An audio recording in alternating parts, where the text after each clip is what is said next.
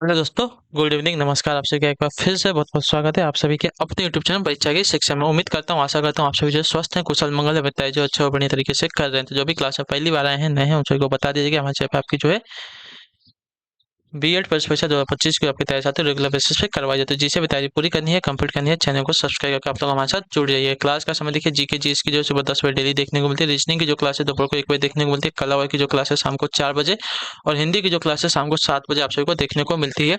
इसी टाइम पे आप सभी को क्लासेस से जुड़ के अपनी तैयारी को पूरा कंप्लीट करना है। नीचे डिस्क्रिप्शन में इंस्टाग्राम टेलीग्राम का लिंक मिलेगा, तो आप इंस्टाग्राम पे फॉलो करेंगे और टेलीग्राम चैनल को ज्वाइन करेंगे। टेलीग्राम चैनल पर डेली बेसिस पे क्लास का अपडेट और जो आपका एग्जाम का अपडेट है वो मिल जाएगा। तो इसलिए आप लोग जो है टेलीग्राम चैनल को ज्वाइन करके रखिए, ठीक है। चलिए क्लास स्टार्ट करें बिना किसी देरी के। एक क्वेश्चन आपके एग्जाम के लिए बहुत इंपॉर्टेंट है, ध्यान से क्वेश्चन को देख के उत्तर देने की कोशिश करते हुए आगे बढ़ते हुए चलेंगे, ठीक है। पहला क्वेश्चन आपके सामने दिया है, 51 नंबर है। और क्लास स्टार्ट करने से पहले सभी से रिक्वेस्ट है कि जिसने भी क्लास को लाइक नहीं किया लाइक कर देंगे, शेयर नहीं किया क्लास को शेयर कर देंगे, जिसने अभी तक चैनल को सब्सक्राइब नहीं किया लोग जो है चैनल को सब्सक्राइब कर लेंगे। चलिए पहला क्वेश्चन है, भारत के आर्थिक सुधारों का प्रारंभ, ठीक है। भारत के आर्थिक सुधारों का प्रारंभ रिक्त स्थान नई औद्योगिक नीति द्वारा हुआ था। कौन सी औद्योगिक नीति द्वारा? तो आपका राइट आंसर हो जाती है 1991 की औद्योगिक नीति द्वारा। ऑप्शन नंबर बी आपका राइट आंसर। नई औद्योगिक नीति 1991 का जो मुख्य उद्देश्य बाजार की ताकतों को सुविधाएं प्रदान करना और दक्षता बढ़ाना था, ठीक है। नई औद्योगिक नीति 1991 के मुख्य लक्ष्य थे एल यानी कि उदारीकरण, पी निजीकरण और जी आपका वैश्वीकरण, ठीक है, एलपीजी। अगला क्वेश्चन आपका है 52 नंबर। दिया गया वर्ष 1940 में रेडिकल डेमोक्रेटिक पार्टी का गठन किसने किया था? बताइए, वर्ष 1940 में रेडिकल डेमोक्रेटिक पार्टी का गठन किसने किया था? तो इसका राइट आंसर आपका हो जाए साथियों एम एन राय ने। ऑप्शन नंबर जो बी दिया गया आपका राइट आंसर। वर्ष 1940 में रेडिकल डेमोक्रेटिक दल की स्थापना एम एन रॉय ने की थी। अगले क्वेश्चन की तरफ बढ़ेंगे, 53 नंबर। बताइएगा राइट आंसर हो जाए। दिया गया आपका भारतीय कार्यपालिका का अध्यक्ष है कौन? बताइए, भारतीय कार्यपालिका का अध्यक्ष कौन है? तो भारतीय कार्यपालिका के अध्यक्ष की अगर बात की जाएगी तो आपका राइट आंसर हो जाएगा यहाँ पे राष्ट्रपति। ऑप्शन नंबर ए राइट हो जाएगा, ठीक है। जब संविधान के अनुच्छेद 53(a) के अनुसार जो है संघ की कार्यपालिका शक्ति राष्ट्रपति में निहित होती है, जिसका प्रयोग वह प्रधानमंत्री और मंत्रिपरिषद की सलाह के अनुसार करेगा, ठीक है। हालांकि राष्ट्रपति जो है नाम मात्र का कार्यपालिका का प्रधान होता है तथा प्रधानमंत्री और उसका मंत्रिमंडल जो है वास्तविक कार्यपालिका का प्रधान होता है। चलिए क्लियर है। अगला आपका 54 नंबर। संघीय मंत्रिपरिषद के मंत्री सामूहिक रूप से उत्तरदायी होते हैं किसके प्रति? बताइए, संघीय मंत्रिपरिषद के मंत्री जो है सामूहिक रूप से उत्तरदायी होते हैं किसके प्रति? तो आपका राइट आंसर यहाँ पे हो जाएगा साथियों लोकसभा के प्रति। ऑप्शन नंबर जो डी दिया गया आपका राइट आंसर हो जाएगा, ठीक है। अनुच्छेद 75(2) के अनुसार संघीय मंत्री परिषद के मंत्री जो है राष्ट्रपति के प्रसाद पर्यंत पद धारण करते हैं, और अनुच्छेद 75(3) के अनुसार जो है मंत्री परिषद सामूहिक रूप से लोकसभा के प्रति जो है उत्तरदायी होते हैं, ठीक है। अगला आपका है 55 नंबर प्रश्न, ध्यान से देखिएगा। एक अपूर्ण प्रतियोगिता बाजार में निम्नलिखित में से कौन सी चीज नहीं पाई जाती? बताइए, एक अपूर्ण प्रतियोगिता बाजार में निम्नलिखित में से कौन सी चीज नहीं पाई जाती है? तो इसका राइट आंसर आपका हो जाता साथियों क्रेताओं और विक्रेताओं की बड़ी संख्या। ऑप्शन नंबर जो सी दिया गया आपका राइट आंसर, ठीक है। जब पूर्ण प्रतियोगिता की एक या एक से अधिक शर्तें पूरी नहीं हो पाती, तब ऐसी स्थिति में वह बाजार अपूर्ण प्रतियोगिता बाजार कहलाता है, ठीक है। अपूर्ण प्रतियोगी बाजार कहलाता है। अपूर्ण प्रतियोगिता की विशेषताएं हैं क्रेताओं तथा विक्रेताओं की कम संख्या, ठीक है। बाजार की स्थिति का अपूर्ण ज्ञान, वस्तु विभेद यानी कि बिक्रे वाली वस्तुओं में समरूपता की कमी, वस्तुओं की कीमतों में अंतर और क्रेताओं का सुस्त या अगतिशील होना, ठीक है। अगला आपका है 56 नंबर। हड़प्पन लिपि के सबसे निकट प्रतीत होने वाली भारतीय लिपि कौन सी है? बताइए।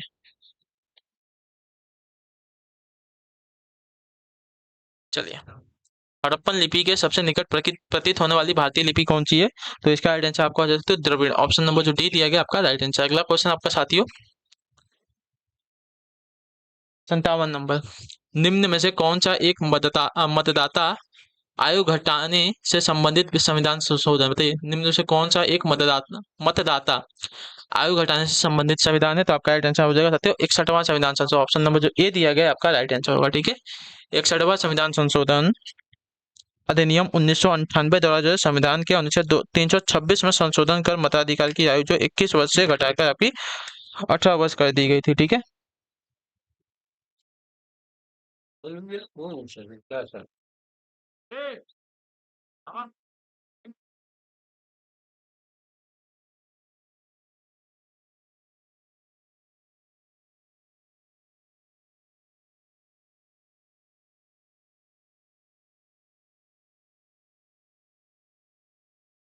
चलिए, हो गया।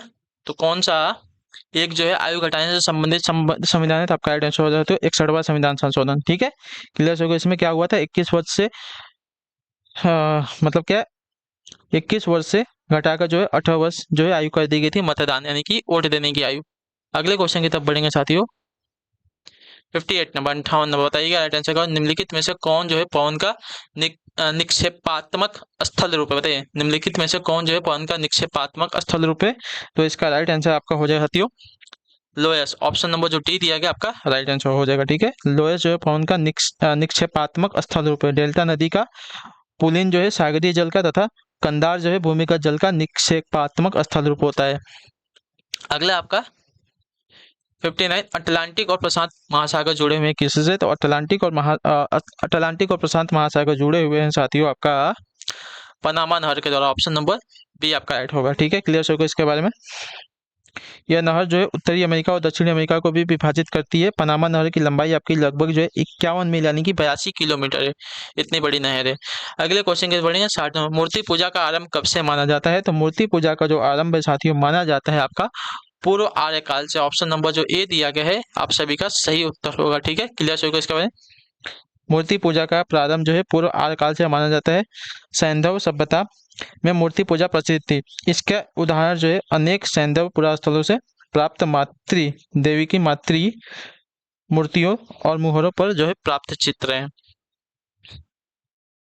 61 नंबर, दिया गया होगा भारत में वस्तु एवं सेवा कर यानी कि जीएसटी व्यवस्था कब लागू की गई, बताइए भारत में वस्तु एवं सेवा कर यानी कि जीएसटी जो है व्यवस्था कब लागू की गई, तो आपकी लागू की गई थी साथियों 1 जुलाई 2017 से। ठीक है, क्लियर है सभी को इसके बारे में। देश भर में एक समान कर हेतु यानी कि जीएसटी जो है 1 जुलाई 2017 से वस्तु एवं सेवा कर व्यवस्था जो है लागू की गई थी। अगला आपका 62 नंबर, सकल घरेलू उत्पाद यानी कि जीडीपी में शामिल होते हैं क्या, तो जीडीपी में आपका शामिल होता है C plus I plus G plus X minus M. Clear सभी को। तो देखिए इसमें एक एक का मतलब बता दूं आपको। सी होता है उपभोक्ता व्यय, आई होता है आपका निवेश व्यय, जी होता है सरकारी खर्च, और एक्स माइनस एम होता है आपका शुद्ध निर्यात। क्लियर सभी को यहाँ तक।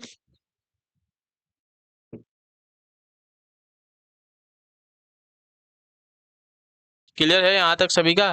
ठीक है,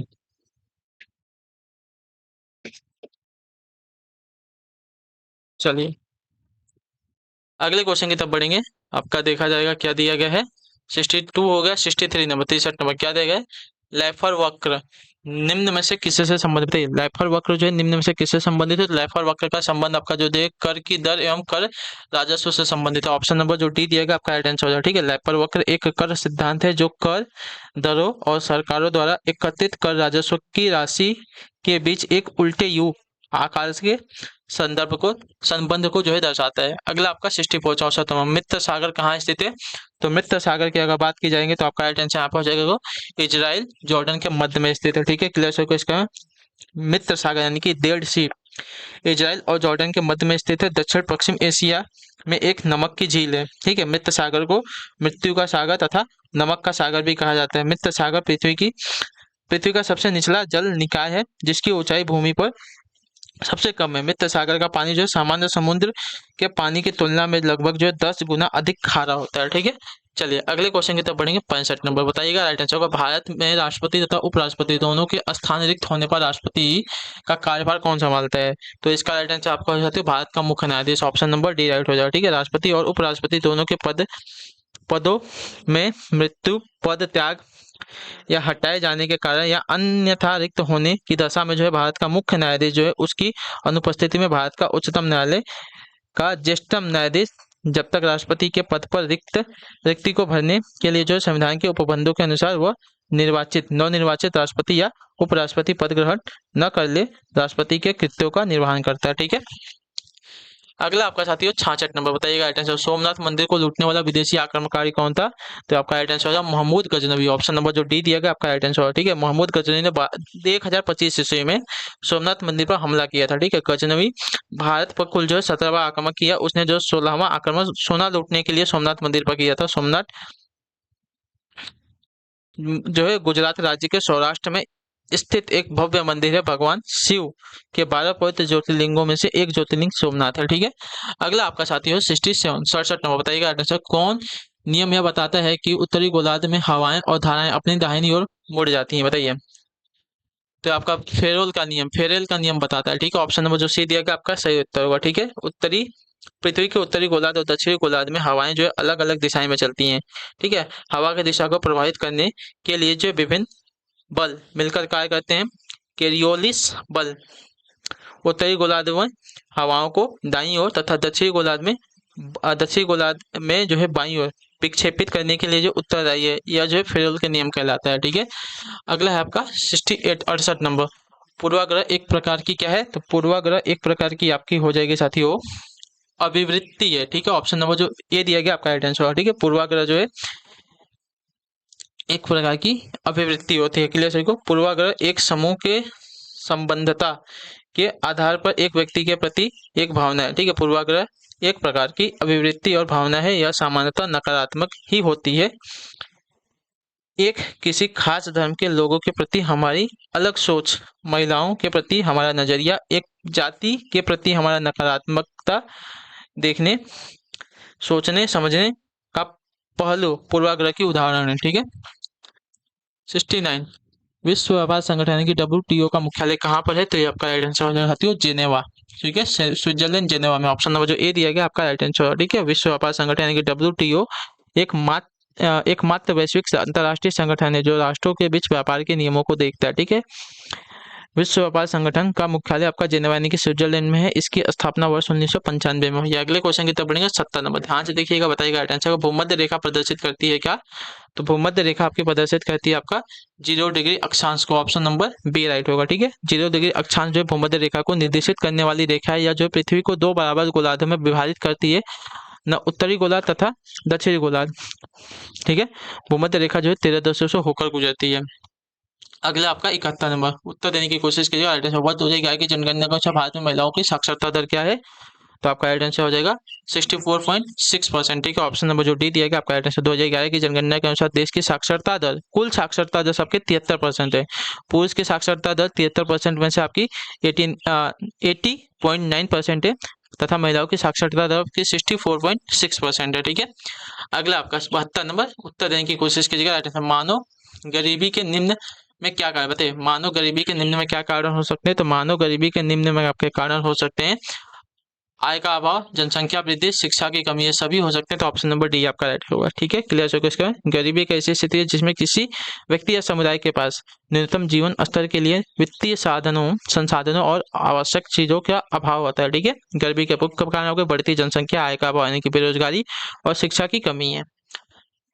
चलिए 73 नंबर। भारतीय दर्शन को जैन धर्म का प्रमुख योगदान क्या था? बताइए। भारतीय दर्शन को जैन धर्म का प्रमुख योगदान क्या था? तो आपका राइट आंसर यहाँ पे हो जाए साथियों साम्यवाद का सिद्धांत। ऑप्शन नंबर जो बी दिया गया आपका सही उत्तर है। जैन धर्म का साम्यवाद जो है सिद्धांत भारतीय दर्शन के लिए एक प्रमुख योगदान था। साम्यवाद जैन दर्शन में एक मान्यता है कि सभी निर्णय सशर्त हैं और केवल कुछ शर्तों, स्थितियों और इंद्रियों में ही अच्छे हैं। अगला आपका 74 नंबर। चलिए उत्तर देखिए राइट आंसर। अमेरिका का राष्ट्रपति किसके द्वारा चुना जाता है? तो इसका राइट आंसर होगा इलेक्टोरल कॉलेज के द्वारा। ऑप्शन नंबर जो डी दिया गया आपका राइट आंसर। ठीक है। अमेरिकी राष्ट्रपति और उपराष्ट्रपति जो इलेक्टोरल कॉलेज के माध्यम से चुने जाते हैं। इलेक्टोरल इलेक्टोरल कॉलेज एक ऐसी प्रक्रिया है जिसमें राज्य की आबादी के अनुपात में प्रत्येक राज्य में मतदाता या प्रतिनिधि अपना वोट डालते हैं और यह निर्धारित करते हैं कि राष्ट्रपति कौन होगा। ठीक है। चलिए आखिरी क्वेश्चन 75 में। बताइएगा राइट आंसर होगा शिक्षा का किंडर गार्डन पद्धति का प्रतिपादक कौन है? बताइए। शिक्षा के किंडर गार्डन पद्धति के प्रतिपादक कौन है? तो इसका राइट आंसर आपका हो जाएगा साथियों फ्रोबेल। ऑप्शन नंबर जो ए दिया गया आपका राइट आंसर होगा। ठीक है। शिक्षा के किंडरगार्टन पद्धति के प्रतिपादक आपके फ्रोबेल है। तो ऑप्शन नंबर ए आपका राइट होगा। ठीक। क्लियर है सभी को? आया ना? शिक्षा शास्त्री फ्रेडरिक फ्रोबेल ने शिक्षा के किंडरगार्टन पद्धति का प्रतिपादन किया। इस विधि में फ्रोबेल ने बच्चों को पौधों के रूप में और शिक्षकों को जो है बागवान के रूप में चित्रित किया है। यह बच्चों को स्वस्थ रखने के लिए विकास और वृद्धि के शारीरिक सिद्धांतों पर आधारित है। ठीक है। चलिए तो इसी के साथ जो आपकी क्लास है आज की यहीं पे पूरी होती है, कंप्लीट होती है। आई होप कि आपकी जो क्लासेस आती है पसंद आई है, अच्छी लगी है। तो क्लास को आप लोग देखिए अपना जो फीडबैक है नीचे कमेंट में बता दिया। अच्छी लगे क्लास को लाइक करिए, चैनल पे पहले चैनल को सब्सक्राइब और क्लास को अपने दोस्तों के साथ शेयर करिए। हम आपसे मिलते हैं आपकी अगली क्लास में, तब तक के लिए टाटा बाय बाय, जय हिंद जय भारत। आपसे क्लास से जुड़ने के लिए बहुत बहुत ही धन्यवाद साथियों।